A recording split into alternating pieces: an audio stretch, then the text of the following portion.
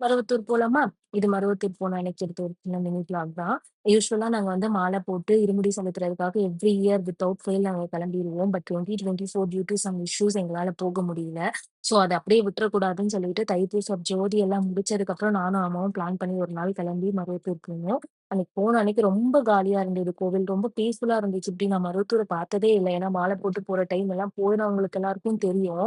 எவ்ளோ ரஷ்ஷா இருக்கும் அப்படிங்கிறது. அப்படி ரஷ்ஷா பார்த்துட்டு இவ்ளோ காலியா பார்க்கறது ரொம்ப ஆச்சரியமா இருந்தது. ரொம்ப சந்தோஷமா இருந்தது. அம்மா முன்னாடி நின்னு ரொம்ப நேரம் சாமி கும்பிட்ட மாதிரி இருந்தது.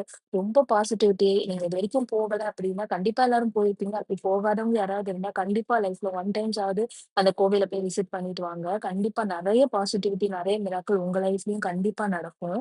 நெறைய நேரம் சாமி கும்பிட்டா மாதிரி இருந்து, சாமியெல்லாம் கும்பிட்டு அங்கேயே அன்னதானம் போடுவாங்க. அன்னதானம்லாம் சாப்பிட்டு, நானும் அம்மாவும் கிளம்பி சென்னை வந்தாச்சு.